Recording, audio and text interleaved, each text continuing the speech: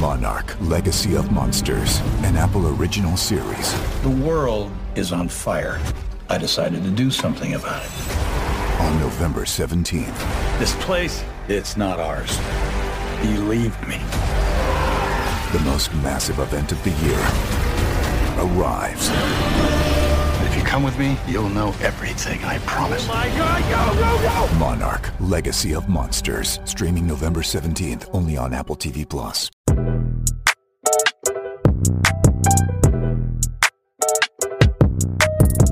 Welcome to The Waves, Slate's podcast about gender, feminism, and Andy Cohen's twisted fantasies. Every episode, you get a new pair of feminists to talk about the thing we can't get off our minds. And today, you've got me, Rachelle Hampton, a founding co-host of Slate's internet culture podcast, ICYMI, or in case you missed it. Later in the show, I will be joined by Shamira Ibrahim, one of my absolute favorite culture writers and critics. She's written for The Atlantic, The New York Times, The Washington Post, BuzzFeed, Vox, Vulture, and so many other publications. Now, I'd be excited for today's show regardless because I get to kiki with Shamira, and that's one of my favorite things to do in the world. But we also happen to be talking about one of my absolute favorite topics, and that is reality television. Specifically, the Bravo universe of reality television, and let me tell you, it is a universe. Women of Stowe are doing Vermont, baby. Old friends. Previously on Below Deck. That's a fire. Where's the fire extinguisher? This will be your last charter. So you gonna find him? This season on Vanderpump Rules. Previously on the Real Housewives. Victoria's going to boarding school in September. Is there something lacking in the home life? And welcome to the first ever Real Housewives of Dubai. Hey everybody, I'm Andy Cohen, and welcome to the Real Housewives of Miami Season 4. Welcome to the Real Housewives of Beverly Hills Season 12 reunion. I don't think I'm necessarily talking to an audience where I'll have to justify my love for reality TV, but here's my spiel, just in case you aren't a convert just yet.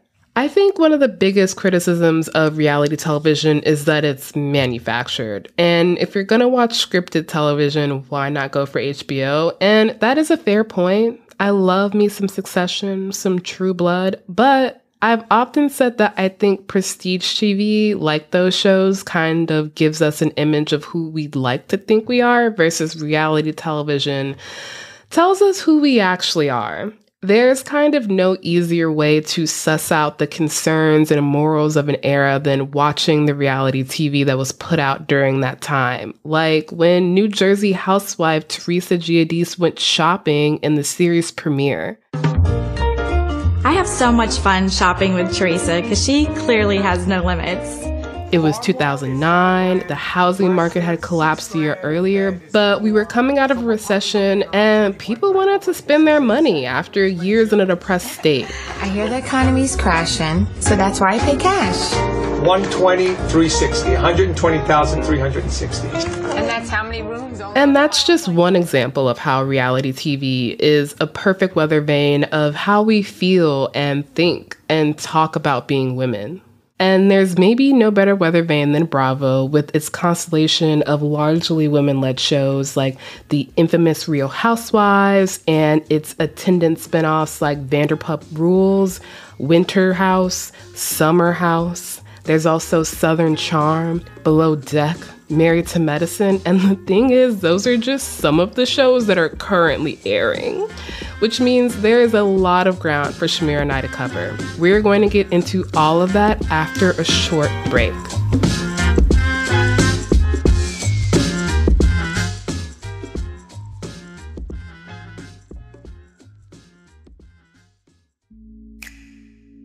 Hey Waves listener, if you are loving the show and want to hear more, subscribe to our feed. New episodes come out every Thursday morning. While you're there, check out our other episodes too. Last week we had on indie musician Dessa to talk about what makes a great breakup song. This episode of The Waves is brought to you by Planned Parenthood. When the Supreme Court decided to end the constitutional right to an abortion, they stole people's freedom and stripped them of their ability to control their own bodies. But this movement won't be defeated. All across the country, every time abortion rights are put directly to the people through ballot initiatives, in states like Kansas, California, Michigan, Vermont, and Montana, supporters have fought back and won protected or expanded access to abortion. That's because the right to an abortion is the majority opinion. Did you know that 85% of Americans believe abortion should be legal? 85%. Planned Parenthood knows that healthcare equity, including access to safe, legal abortion, is a human right. They'll fight with everything they've got to protect that right, but they need your help. To join the movement, donate to Planned Parenthood today and visit plannedparenthood.org/future.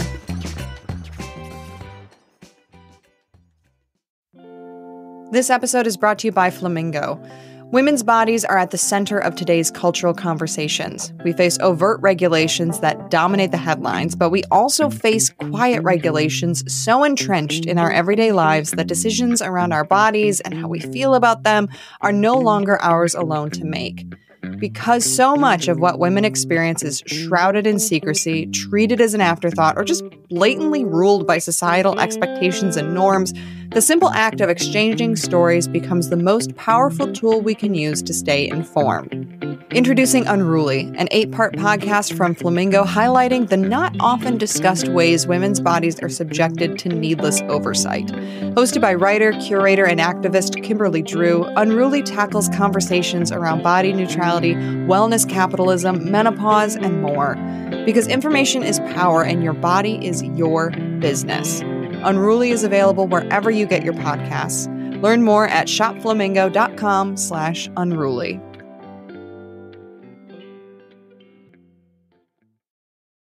Welcome back to The Waves. I'm Rachelle Hampton, and I'm joined now by Shamira Ibrahim. Shamira, welcome to the show. I'm so glad you're here. Thank you for having me back. Well, not on this platform, but I've been ICYMI faithful listener, so thank you for having me in the Slate media apparatus, I guess. Truly, when I was asked to do an episode about Bravo, I was asked who would my dream guest be, and I was like, Shamira, reach out to her right now. That's all I want. We can have backups, but I don't need them. Right.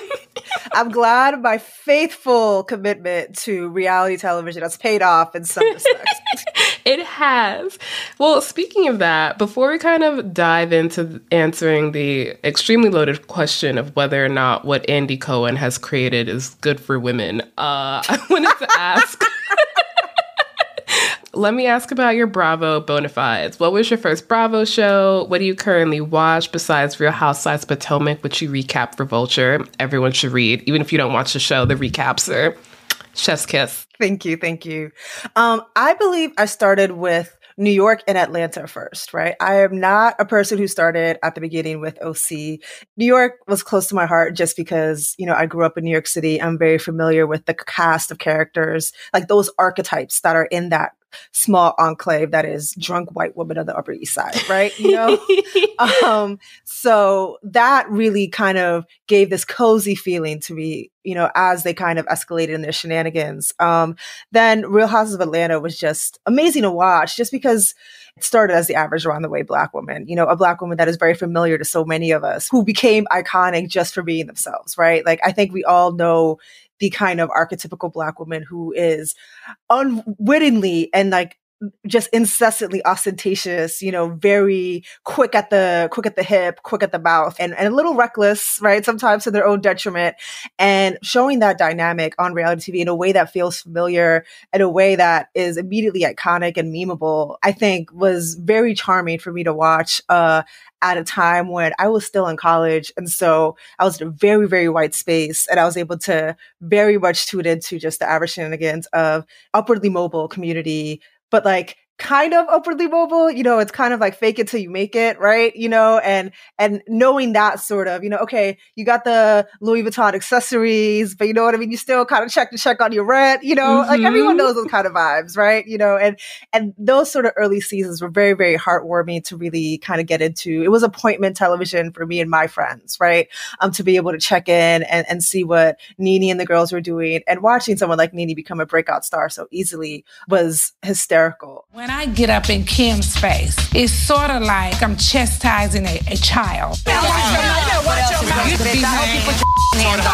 Like you would do your 2-year-old. You get down to their level and you look them in the eye and you said, Mommy is not playing with you right now.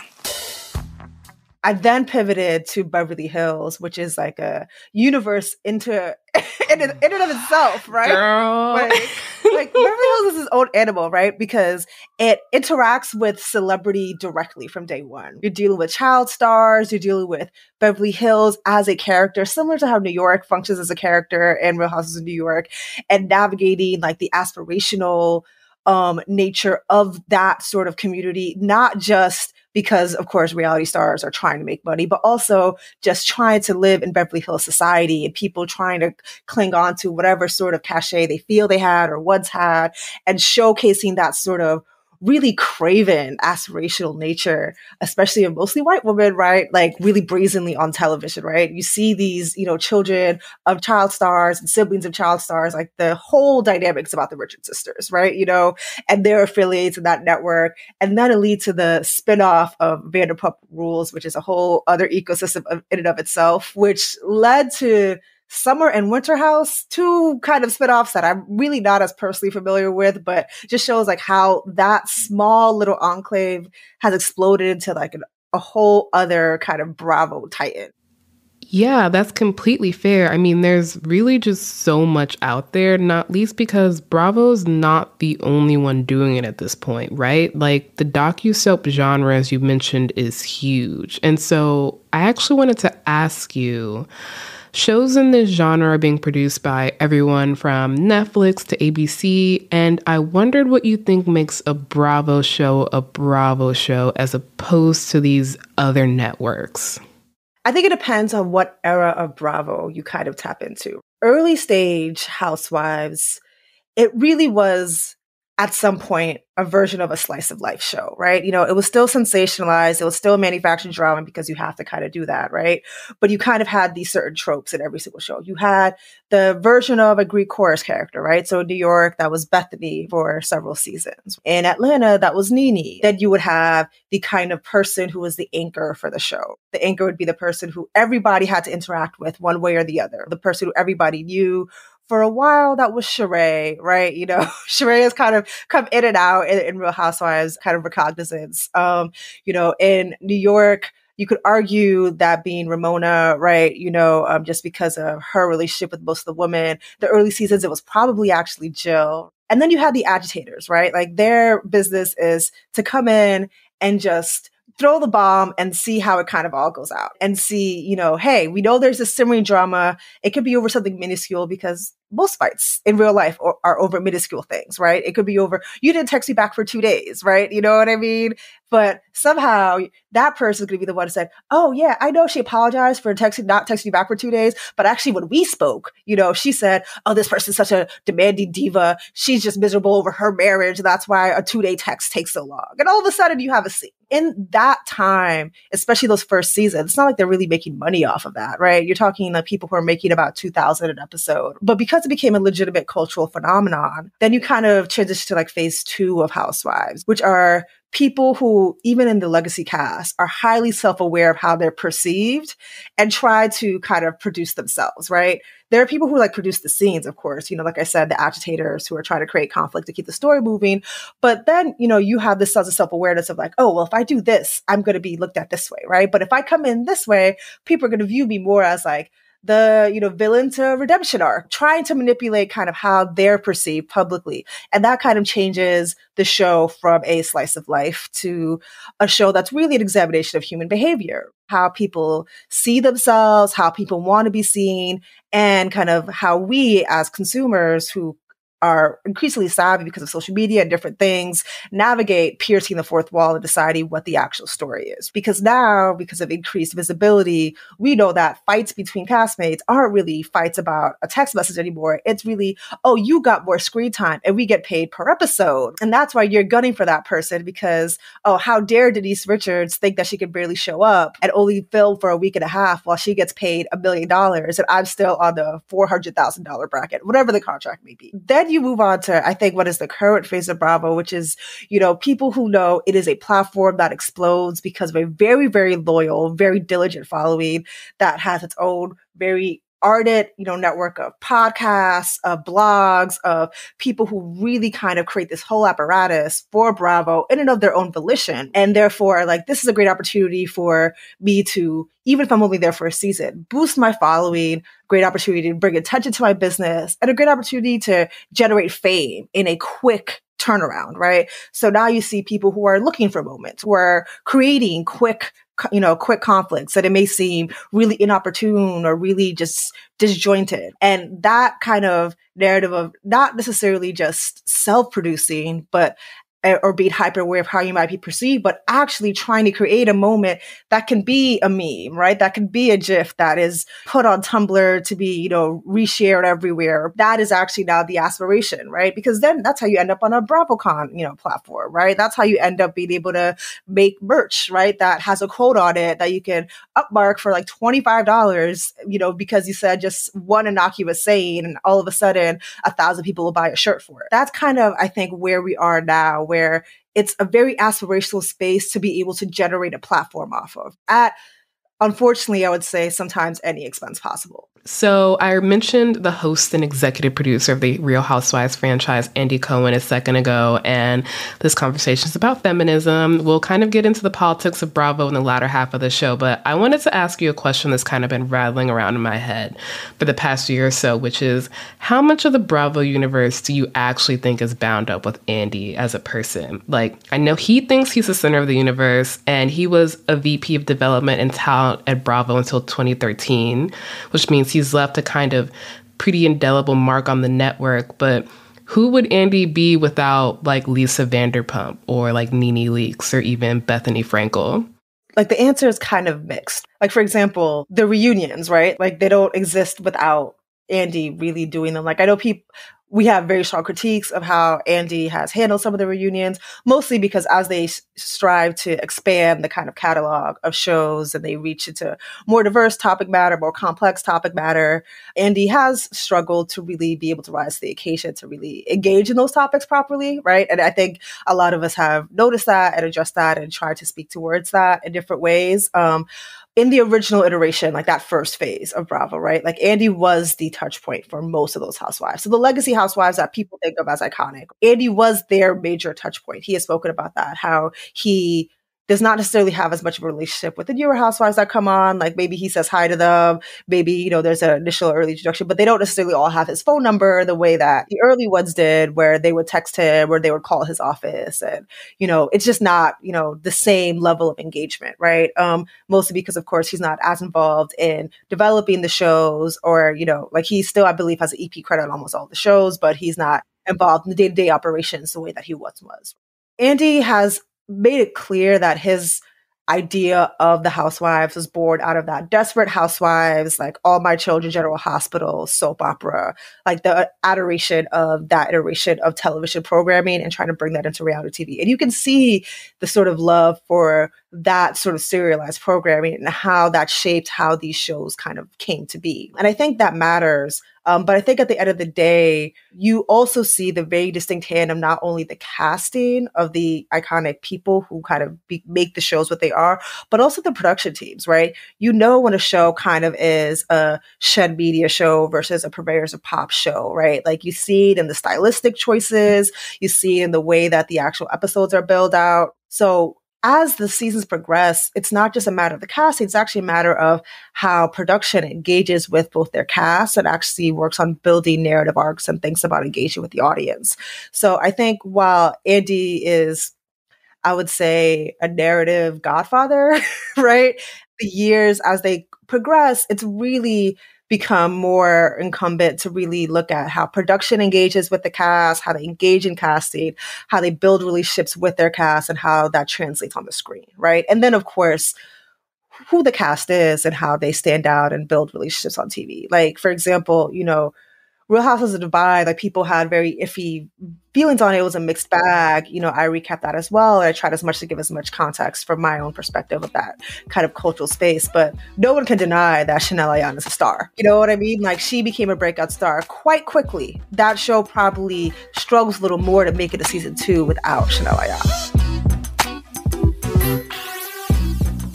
we're going to take a break here, but if you want to hear more from Shamira and myself on another topic, check out our Slate Plus segment, where today we're going to be talking about another one of my favorite reality television shows, Netflix's Selling Sunset. And please consider supporting the show by joining Slate Plus. Members get benefits like 0 ads on a new Slate podcast, no hitting the paywall on the Slate site, and bonus content of shows like this one. To learn more, go to slate.com/thewaves plus.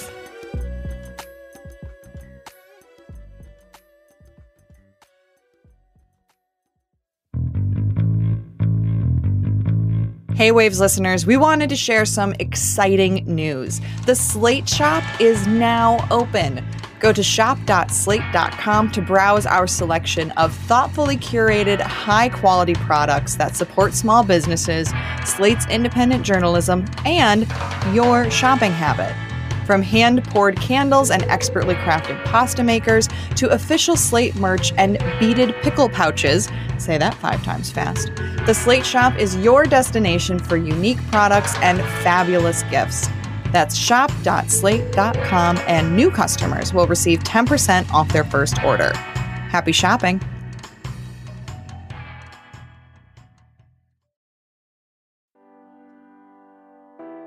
This episode of The Waves is brought to you by Planned Parenthood. Today, 1 in 3 women are blocked from getting abortion care in their home state. Over the past year, lawmakers in 22 states and counting have stripped reproductive freedom from nearly 21 million women, plus more trans and non-binary people. Across the country, politicians are pushing to control bodies, lives, and futures. There's just no end in sight.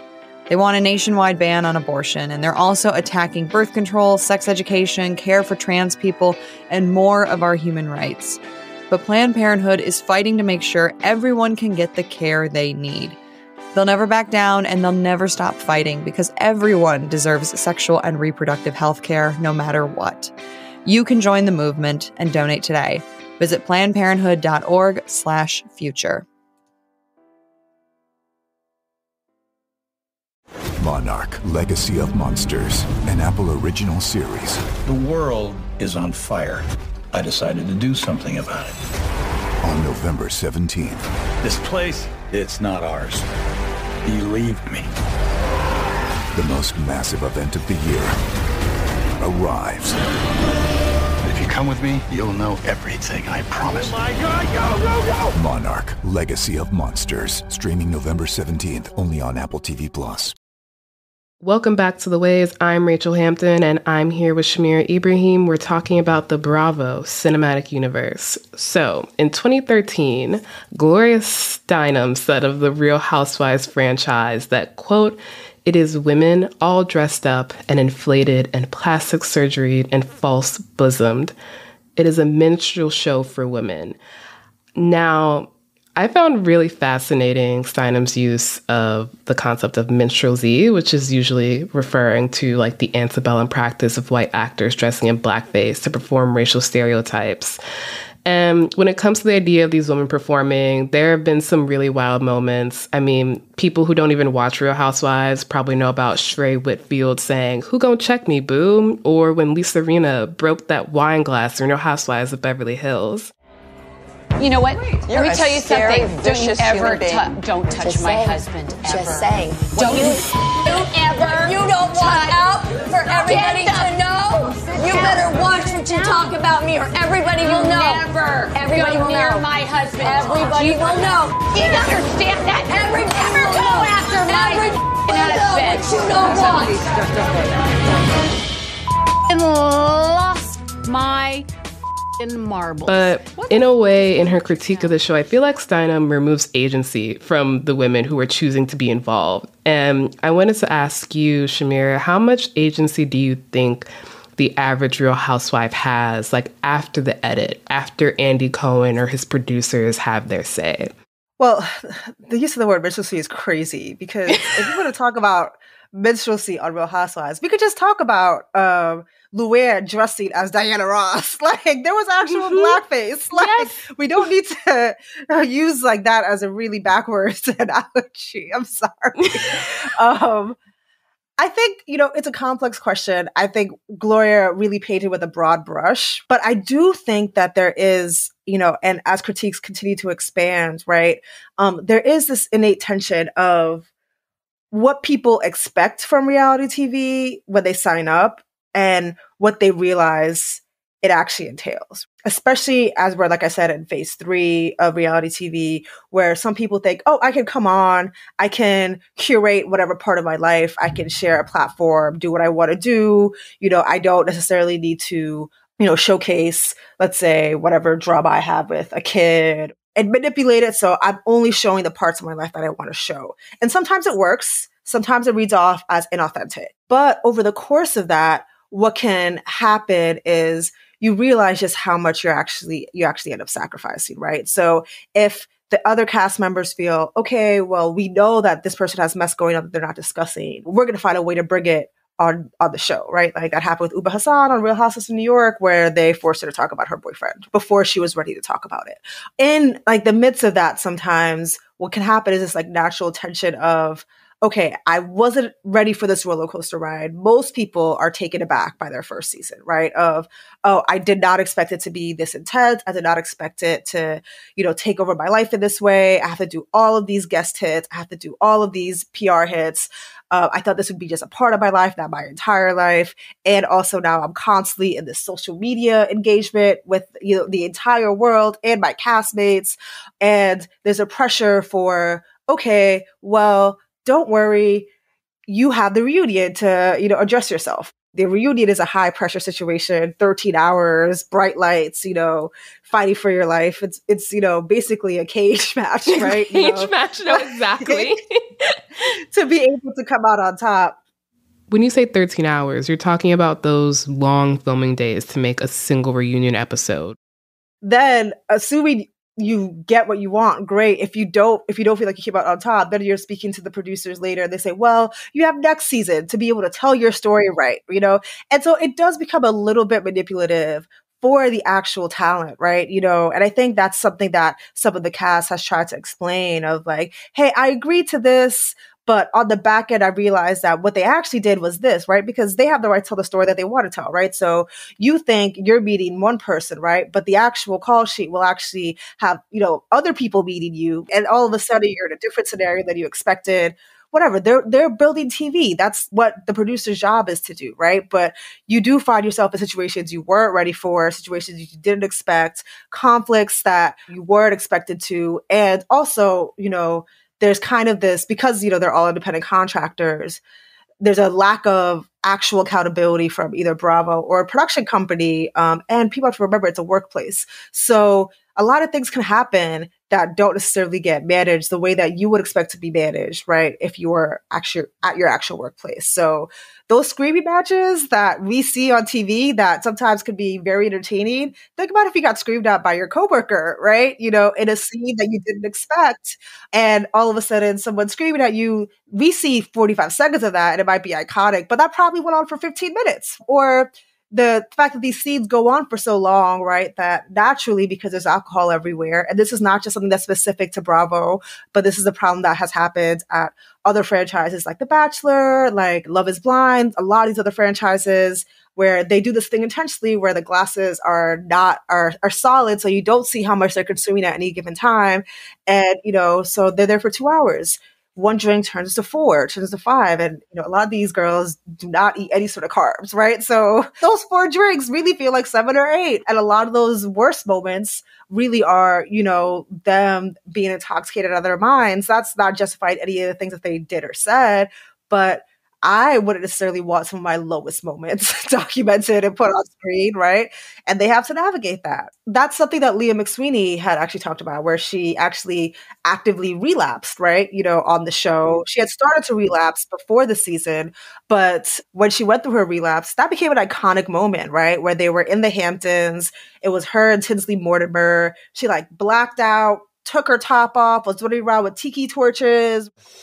You get naked, I'm gonna get naked, and that's that. I'm going stir crazy. There's just only so much talking about yachts and D-Class A that I can really handle before I'm like, this is how I have fun.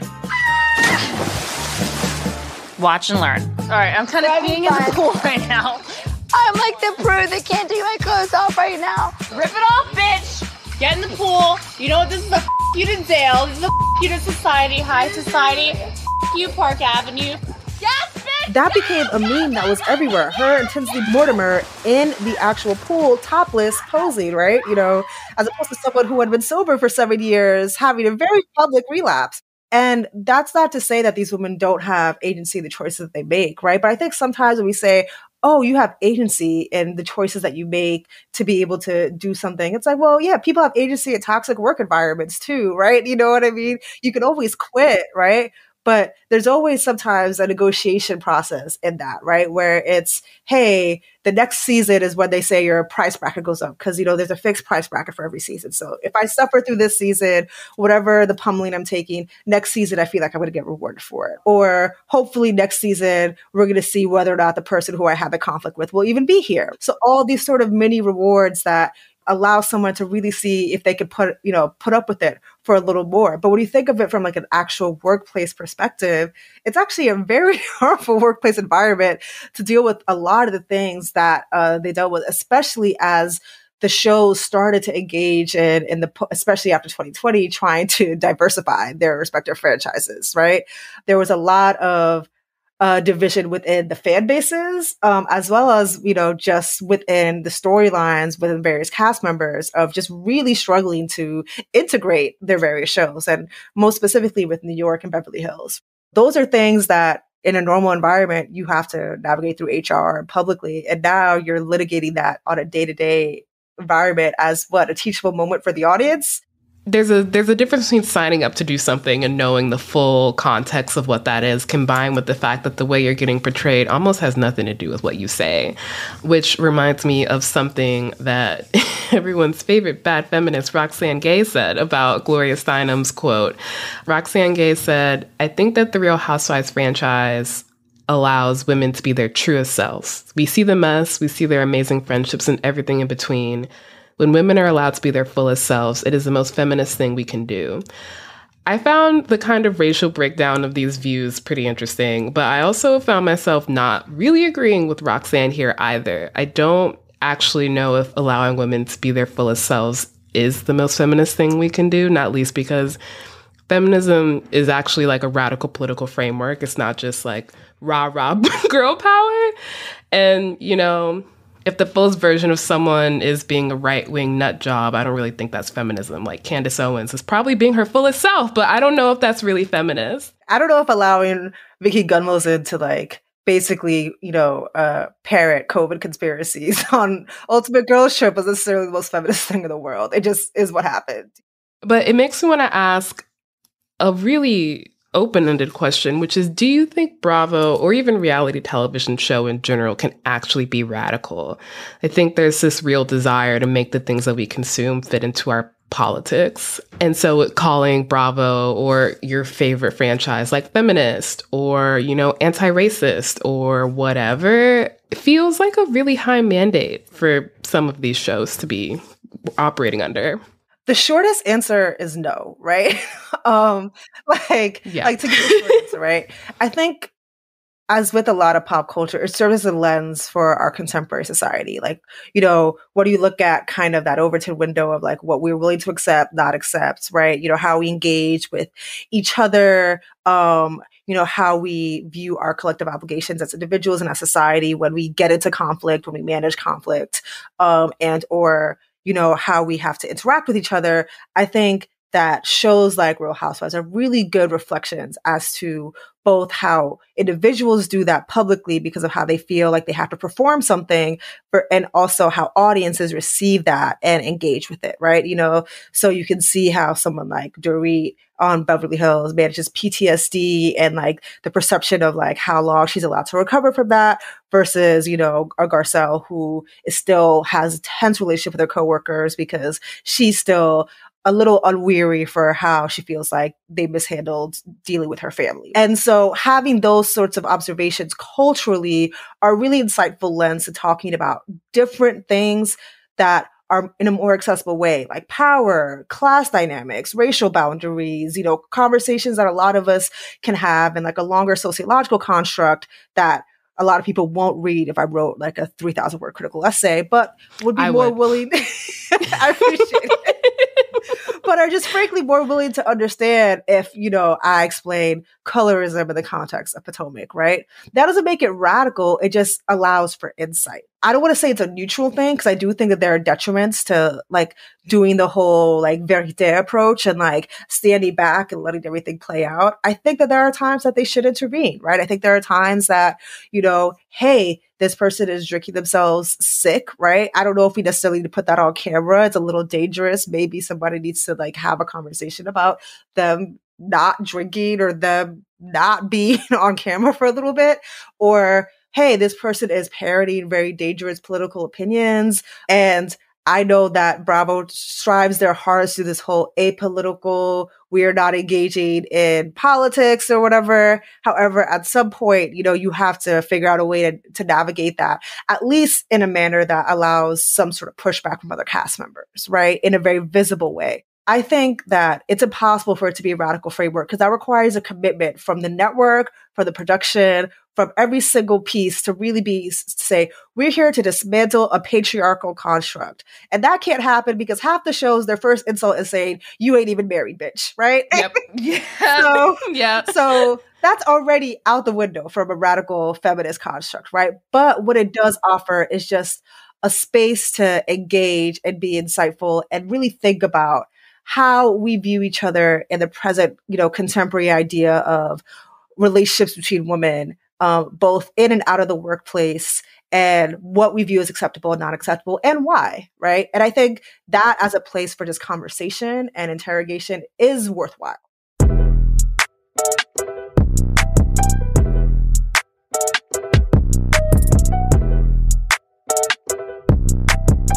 Well, I think that we solved world peace and also feminism. So I think that's two off the checkbook.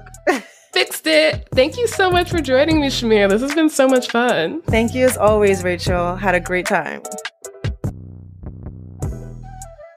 That's our show this week. The Waves is produced by Cheyna Roth and Vic Whitley-Berry. Daisy Rosario is our senior supervising producer, and Alicia Montgomery is vice president of audio. We'd love to hear from you. Email us at thewaves@slate.com. The Waves will be back next week. Different host, different topic, same time and place.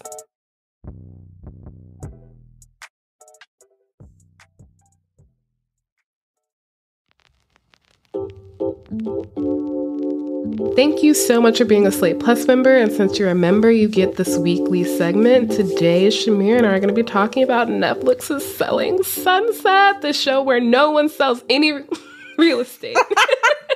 So I follow this TikTok account that actually it's like a LA realtor. Who knows how real this is, whatever, it's TikTok. But apparently it's an LA-based realtor who could go into the realtor database and see how many houses they sell. Yes. Mm-hmm. Yeah. As you can see, I know all the things about home buying, right? And on average, they sell 1 to 2 houses a year. Oh, I know. So I'm all over the Reddit for Selling Sunset. And so there's a lot of realtors in there kind of explaining what's happening. And apparently that's not too abnormal for luxury real estate because, the commissions are... It's crazy. Yeah. Minimum $60,000 up to... There was a house that they showed on this season where the commission would have been $1 million. I think that was in Cabo. And also, I think that they get low-key finessed by Jason because, they show that, Jason had, 32 sales for the year. And I'm like, okay, how are all of your realtors only selling 2, but you're selling 32? It's okay, so they're doing the legwork, but you're getting the listing. Yes. No, I think that's what's happening. Because one time Chelsea was like, oh, Jason just gave me this listing. And I'm like, does that mean that that's technically Jason's sell? What is going on here? This show is, honestly, it's one of my favorites. I can't help myself. I saw you tweeting about it. You know what I love? I genuinely love that it just gives you that Hills era sheen. Give me green screen. You know what I mean? Yes. Give me that gloss. Give me the fantasy. Give me all the infinity pools. Yes, we all need 4 pools. Why not, right? give me the like unrepentant indulgence, right? Like in class aspiration in a way that is like so obscene that they create narratives that they don't understand are like not actually reasonable. Like the mansion tax, the villain of the season, the mansion tax. They were like, guys, mansion tax. We got to get all these sales in because they're charging these rich people so much money. Like, I'm like, am I supposed to feel bad that LA is trying to make people pay probably how much they actually owe? Yes. Yes. Also, importantly, I think that the money from the mansion tax, which is a California real estate bill, that money is going towards affordable housing in California, which has one of the lowest inventories of affordable housing in the country. And so it's so funny that this show, which like, it makes sense. They're selling luxury real estate. They have to talk about what's affecting their buyers. But the entire season, they're just like, we have to sell all these houses before the mansion tax comes into place. If we don't, our buyers are going to get fucked, and so are our sellers. And you're just sitting here like, I don't feel sorry for you. That was just some of our Slate Plus segment. If you want to hear the whole thing, go to slate.com/thewavesplus to become a Slate Plus member today. Slate.com/thewavesplus. Hey everybody, it's Tim Heidecker. You know me, Tim and Eric, Bridesmaids, and Fantastic Four. I'd like to personally invite you to listen to Office Hours Live with me and my co-hosts, DJ Doug Pound. Hello. And Vic Berger. Howdy. Every week we bring you laughs, fun, games, and lots of other surprises. It's live. We take your Zoom calls. Music. We love having fun. Excuse me? Songs. Vic said something. Songs. Music. I like having fun. I like to laugh. I like to meet people who can make me laugh. Please subscribe now.